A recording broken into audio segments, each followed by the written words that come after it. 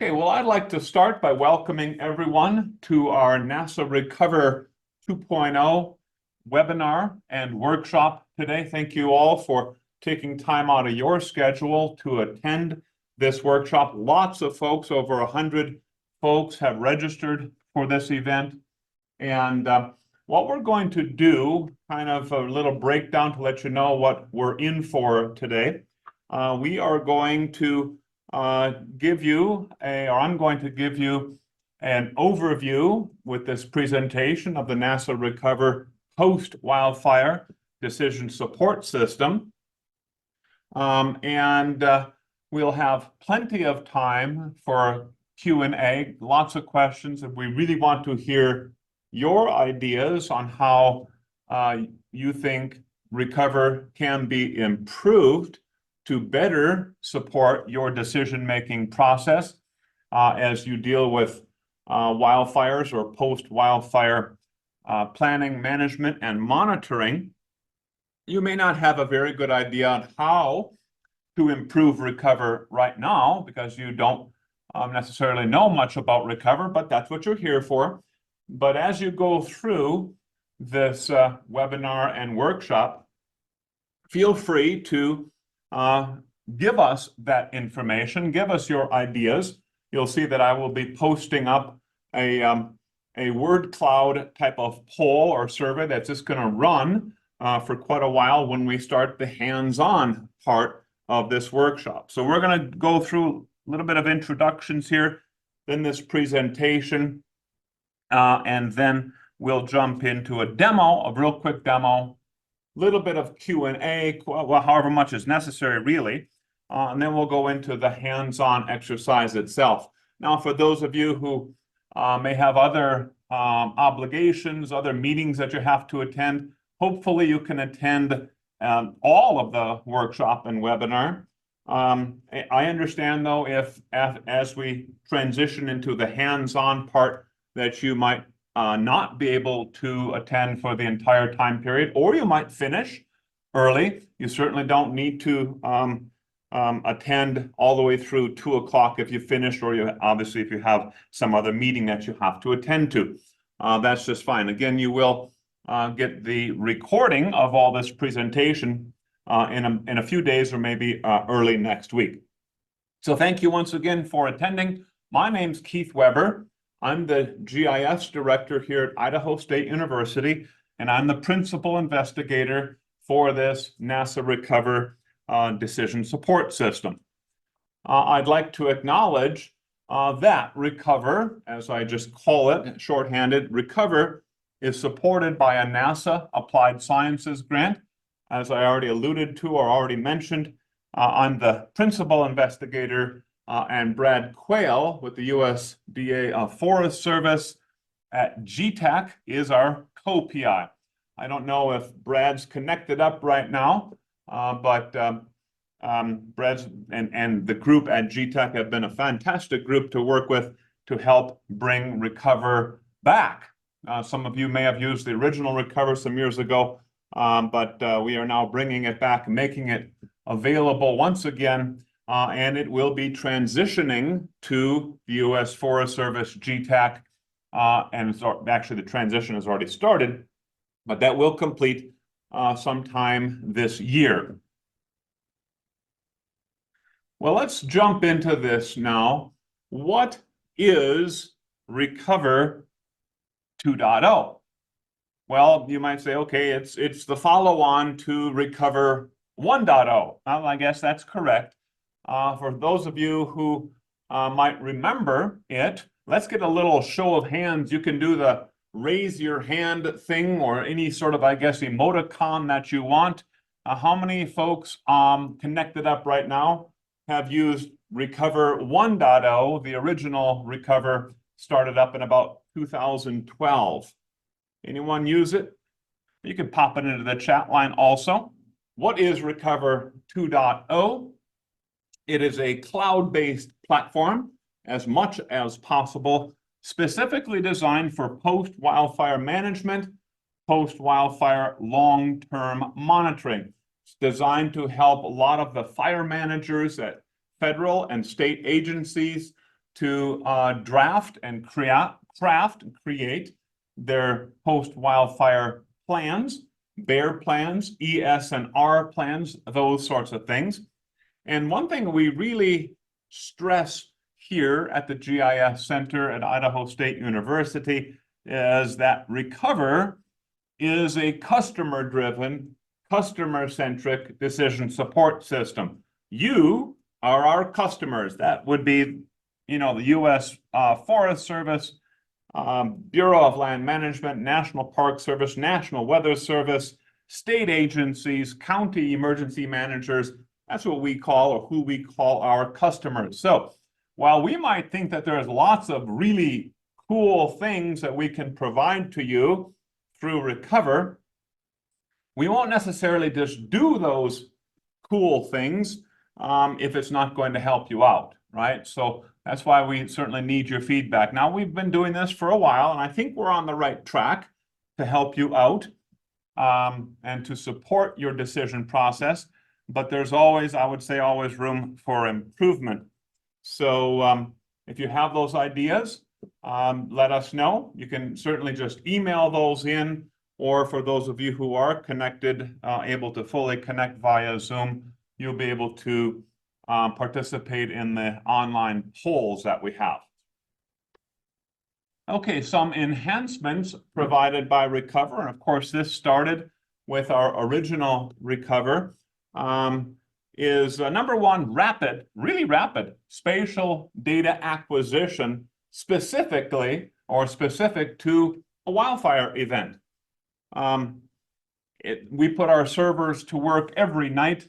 They monitor the WFIGS service provided by NIFC, looking for new wildfires that may be occurring in the western United States, 11 western states there. And if it finds a wildfire that is 1,000 acres or more, then it processes that fire through the Recover large fire trigger, as it's called, and it creates a data package.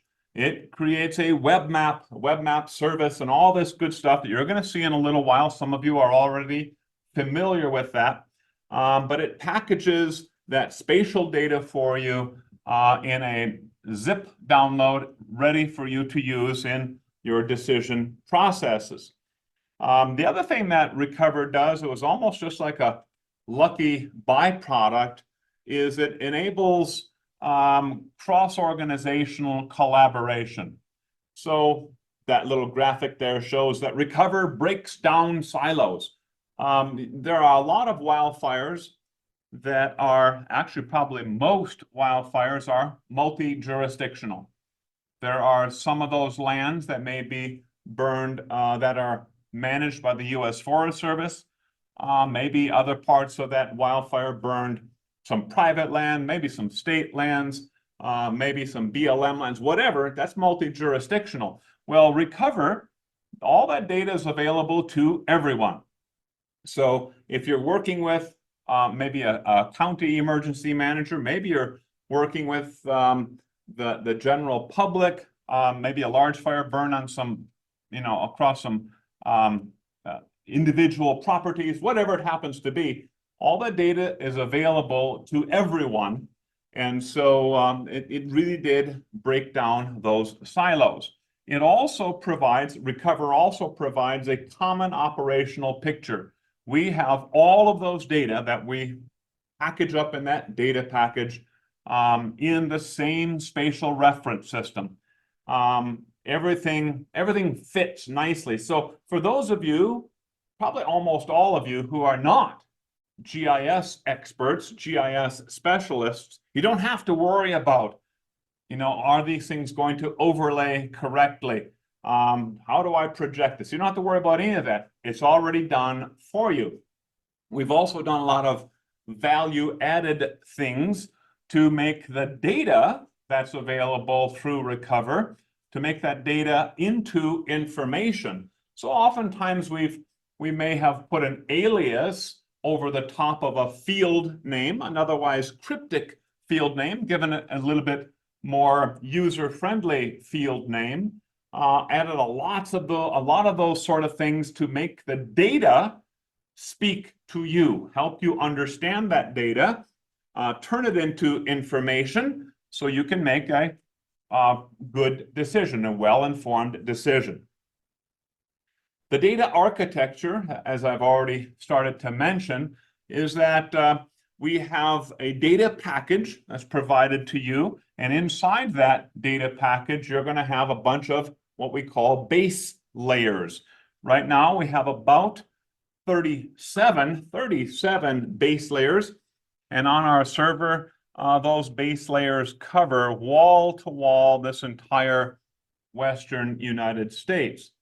We use authoritative data, so a lot of our data comes from NASA, comes from the USGS, Forest Service, BLM, et cetera, and we're not necessarily creating all that data. What we're doing is we're preparing that data, and we are, in many cases, value adding to that data so it is more useful to you. That automated processing that's working or functioning on our server uses what we call that large fire trigger, LFT. That is a very large, well, it's not too large, but it's got a lot of lines of code in it in a Python script, and it works really, really well. We then deliver those recovered data packages to you via the cloud, via a web map interface that you're going to see in actually our dashboard. We are leveraging Esri's ArcGIS Online Cloud and Portal, but we're also making available each of these base layers are made available as a service, a REST service, but also, and the REST service is an Esri type of web service, but we're also making all these things available to you as an open service as well. So that might be in a WFS format, web feature service format, or a WCS, web cartographic service. So we're trying to make this available to everyone without any restrictions on how you get to it or what software that you're using to get to it. And as much as possible, we just are going to try to use the web browser to help you out. So let's look at some of these recover base layers. On the left side of the screen is the list of our vector points, lines, and polygons that we provide. And on the right side of the screen, we see the raster layers that are provided through the Recover system or the Recover platform. We have some new stickers put out there. You'll see that there's a new layer compared to last year, CI, Critical Infrastructure Points. This is one of the layers that was requested that we add to it, and so we did that. We used the Department of Homeland Security Highfeld Critical Infrastructure data set to create that. And what that is literally like it sounds. If there is a critical infrastructure point as designated by the Department of Homeland Security, you will find that, you'll see that inside of your data package for that specific wildfire. And some of these others have been around for a while. The past wildfires that have occurred, that's from our historic fires database, basic geology, habitat, critical habitat types of things. Most of this is from the U.S. Fish and Wildlife Service. Some other agencies have some other designations. So that data set gives you this information. General landslide potential from the USGS, PLSS section, so Public Land Survey System, township, range, and section designations. The update came from the Bureau of Land Management. Another new one is population based on census block data from 2020. Of course, the most current census or most recent census is from 2020. So that data is being made available to you. And The way that it works, the way that our large fire trigger works, is we'll take a wildfire perimeter that's posted through the WFIGS service made by NIFC, put out by NIFC, and we'll take that wildfire perimeter and we will intersect it on this layer right here, WBD-HU12. Holy smokes, alphabet soup. Watershed boundary data set from the USGS, National Hydrography Data Set, HUC level 12, so hydrologic unit level 12. So all those polygons of watersheds. So we're going to take that wildfire perimeter, drop it onto the watersheds, and whatever watershed polygon is intersected, or let's say selected by the wildfire polygon, then we take those watershed polygons and we essentially draw a rectangle around those. It's called the envelope. That's the geospatial term. But that area, oftentimes fairly larger than the wildfire itself, that area becomes our cookie cutter that goes through and cuts through, chops out, clips out all of these and all of these. That then becomes the data you receive in your data package. So while there may not be a tremendous number of people living inside the fire perimeter, they've been evacuated if they were, but there may be a fair amount of people living in what we call the fire impacted area. So that's that much larger, oftentimes much larger area denoted through that process with the watersheds and so on. So kind of some interesting information oftentimes when we look at the fire impacted area and specifically the population. Now that was another layer that was requested from you about last year. We have a roads layer from the USGS, Surface Management Agency layer from the Bureau of Land Management, Soils Surgo data, Soils StatsGo data, both of those from the NRCS, and trails data from a compilation, Forest Service, et cetera, as I already alluded to and mentioned, the watersheds and the wilderness status information right there, all those data layers. We also are providing services to the streams and gauging stations, lots of data made available through web services and layer files that you'll have available to you in the data package. From the raster side, lots of good data here too. We have a lot of data provided to you through the Land of Fire program. That's the biophysical setting, existing vegetation cover, existing vegetation type, fire vegetation type, fire fuels vegetation type, and all of those were also updated over this winter as the Land Fire program released a new data set as well. So one of the things that we do over the winter is we do a data refresh for you. Every one of the layers that we provide, we look through those layers, go back to the authoritative source and see if some new data is available or a better set of data is available. And we try to make sure that that's always available to you through the Recover platform. Another new set or suite of raster data available to you all begins with the letters NDVI, Normalized Difference Vegetation Index.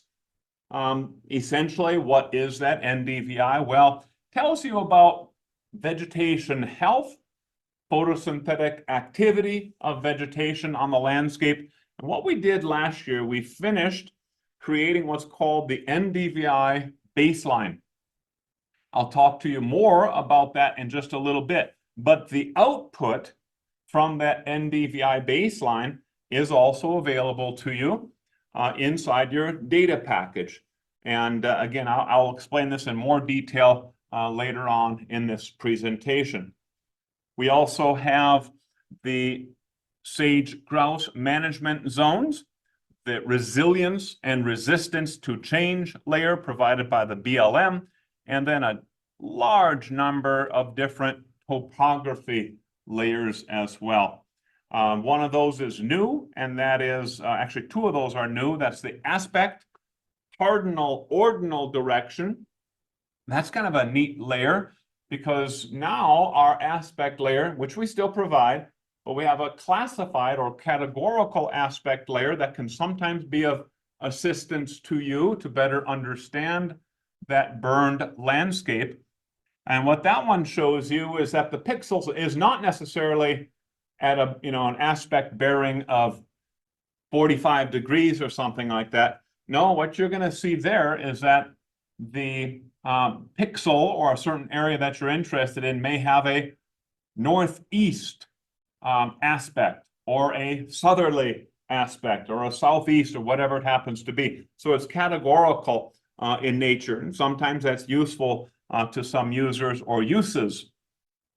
We also have a slope steepness rating, and that may be useful also just again to help you better understand the burned area. And then, of course, we have all these different web service layers. We are bringing in the fire severity from the Bear Team preliminary DNBR layers that are made available as quickly as possible after a fire burns, and good imagery is available.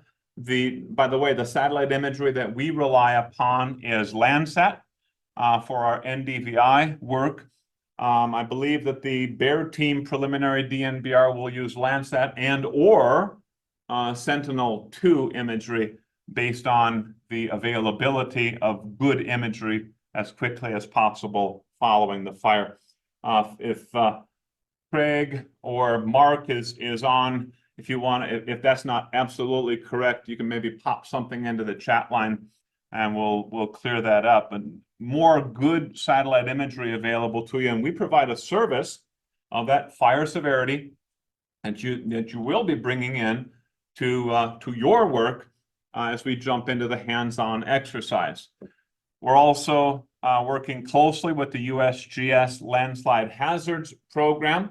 And as they make those debris flow models available, we are ingesting that service as well. That comes in automatically for you, and you'll see it in action in the dashboard here in just a little bit.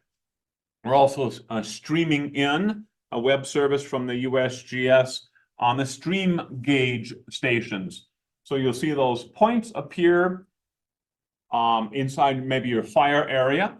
And if you click on one of those points, you'll then be able to jump to the website, USGS website, and look at near real-time stream flows through that service as well. And that can be, of course, also very beneficial to you in a post-fire sense to get a good feel for the effects of erosion or debris flows and those sorts of things. And of course, we do, as I already alluded to, provide you with the streams and surface water services as well. That's also from the USGS NHD program, National Hydrography Dataset Program. Plus, some new stuff since last year. We have an automated executive summary report available for each fire. The data package that you're going to download, there's a little tool inside that in our Recover toolbox. You can run that tool and it will produce an executive summary in HTML format. And what I normally do when I'm looking at a wildfire, I'll run that, but then I will print that to PDF. And then that PDF is something that I can I can move it around on my hard drive wherever I want it. I can email it to others, et cetera, et cetera. So that works out really, really well. And it's just a 4 or 5, sometimes 6-page report that gives you real quick information on the population within the fire impacted area, a breakdown of the land fire cover types, a breakdown of the topography, those sorts of things, as well as a breakdown and summary of surface management agency. Because as I already mentioned, most of these fires, or a lot of our wildfires, are multi-jurisdictional. Long-term post-fire monitoring using satellite imagery from NASA, specifically the Landsat imagery. This is that NDVI baseline that I was talking about earlier. And last year, we completed those steps 1 through 3. We developed a decade-long baseline of NDVI.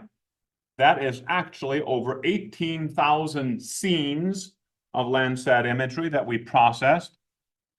We created what's called this is a mouthful, multi-dimensional mosaic data set image service from those data. Now that service can be used from a web map. You can interact with that service via a little web map app, or to get even more capability out of it, you can use desktop ArcGIS Pro. One thing that I noticed is that the newest version of ArcGIS Pro does not do some of the things with these large data sets that a slightly older version of ArcGIS Pro was able to do. I don't know what that problem really is, but I would say that the most powerful features available through the NDVI baseline are still available. Some of the kind of interesting features I thought were interesting just don't work anymore. Hopefully that does get fixed. Step 3, this is from last year, kind of a recap. We developed a web interface and a tutorial specific to the NDVI baseline to help you understand the conditions of that fire area before the fire occurred. So that long-term, decade-long baseline ran from 2013 through 2022, so about a decade in length. Now, step 4, we're still working on, but it's almost done, really, really close to being completed and being released so you can make use of it, is the automated collection of current NDVI imagery for your fire area, so that you can compare it to that long-term trend. It is so close to being done, I really think that it'll be available to you within a month for sure. That will have a little tutorial available to you as well, so you can make use of it and use it however you wish to help support those decisions. So that's going to be really, really handy. You'll have the NDVI baseline, what was happening in the past. Then you'll be able to really quickly, very, very easily get new current NDVI data, maybe a couple months after the fire, a year after the fire, 3 years, whatever it is, after the fire, using that tool, and then compare that to that long-term baseline or long-term trend that's also available to you. And that should help you monitor the recovery of that fire area. So some of those layers, raster layers inside the data package. Number 1, the baseline, NDVI baseline itself, just like all of our other layers, covers 100% across this Western United States. Seamless, wall-to-wall coverage. That's those 18,000 scenes.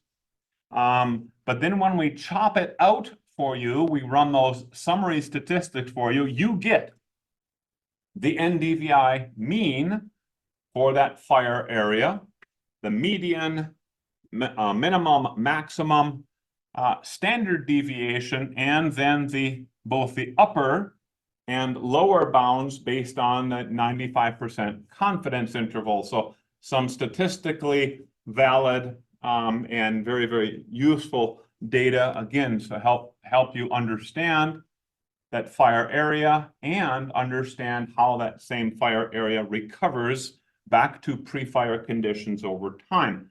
Now, you might notice that I have bolded the word median. And my recommendation to you is if you're going to put emphasis on any one of these NDVI baseline layers available to you, put the emphasis on the NDVI median, the median. And here's why. If at any time throughout the decade that the NDVI baseline was based upon, if at any time during that decade there was a disturbance, like another wildfire, a previous wildfire, anything like that, then the NDVI for that area is going to be impacted by that disturbance, right? So let's say that there was a wildfire 5 years or 7 years before the current time and a current wildfire, let's say.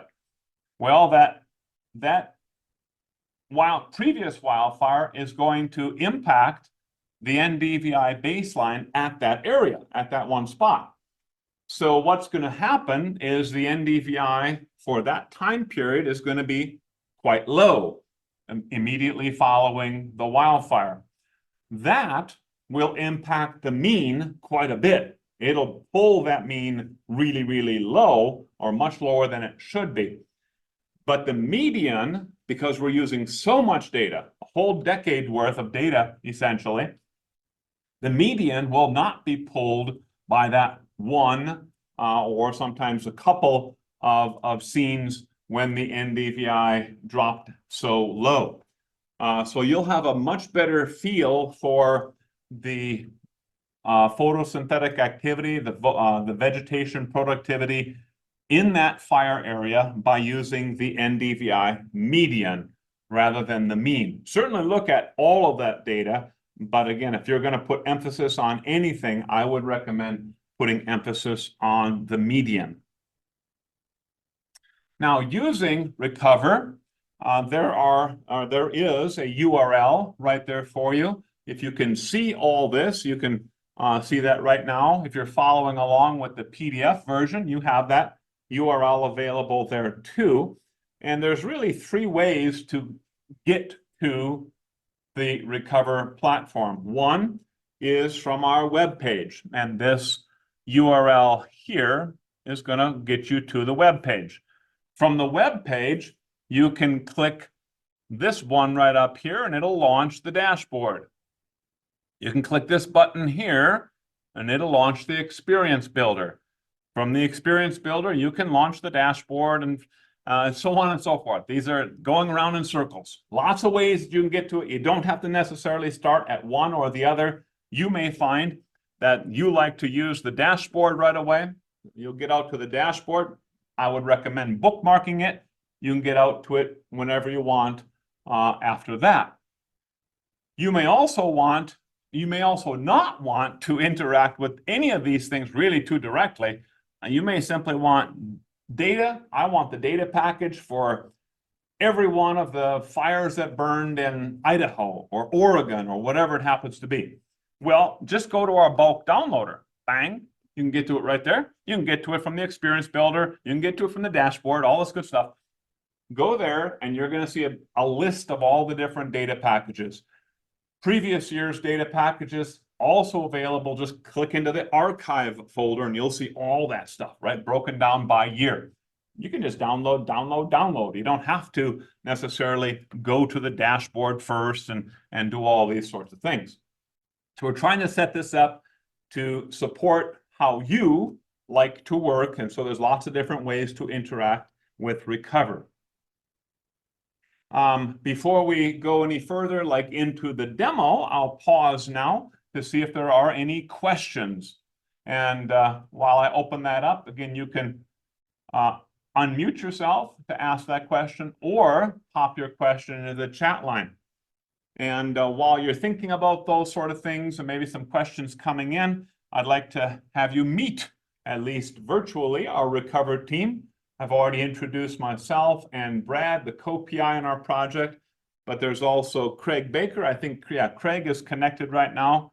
Mark Negrelli, Michael Bogle, Seth Bogle, Samuel Prentice, Ale Renner from USDA Forest Service, and then there's Dr. Dee Wu and Kylie Kowalski working with me here at ISU's GIS Center. So I will stop talking for a minute or so and see if there's any questions at this point.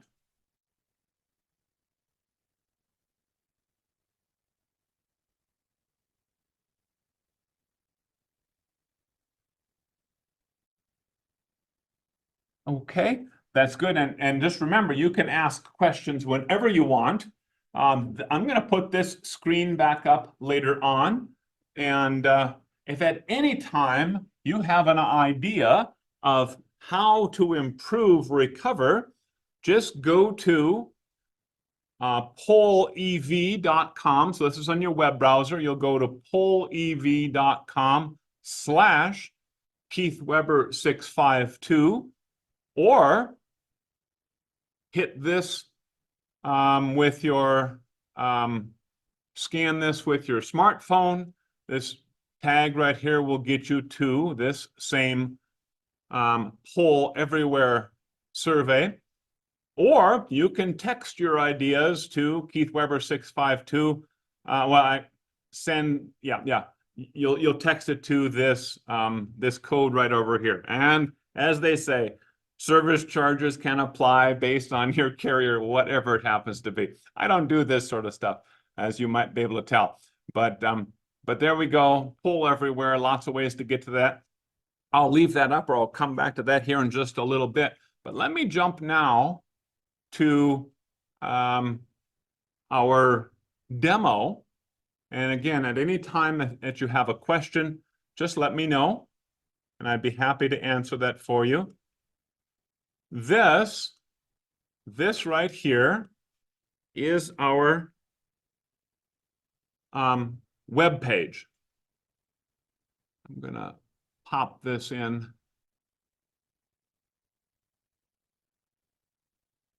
to the chat line. And from the web page, person can click here. This will take you to the dashboard. You can click here. This will take you to the Experience Builder. Or you can click here. This is the download, bulk downloader, and you can navigate around to find the recovered data packages that you're interested in. Part of the exercise that we'll be doing today, the hands-on exercise, we will be using the NDVI baseline. So there's a link from the main web page with more information about the NDVI baseline, including the baseline app, little web app that will drill down on a point basis and tell you about the NDVI values, mean, median, maximum. Now, you might be looking at those numbers. I should have mentioned this earlier. If you're really familiar with NDVI, you might say, hold on, what's wrong with those numbers? Well, here's a little bit of computer engineering, little trick that we like to use. We have scaled the NDVI values by a value of 10,000. And by doing that, we have taken that some terabyte data set and dropped it in half because we changed the data type. So there's a little FYI for you. If you want to, just any of the data that we give you, just divide it out by 10,000, and it goes back into that normal range that you may be thinking about. So that's a little FYI. And other things that you can do from with the NDVI baseline, there's a tutorial. There's also more information about how we developed the NDVI baseline, where the data came from, how we processed it, and so on and so forth. So for inquiring minds that want to know that stuff, there you go. Let's jump over here now to the dashboard. And I think a lot of folks interact with Recover directly right here. So as we launch this thing, you're going to do a lot of work with this here in just a little bit.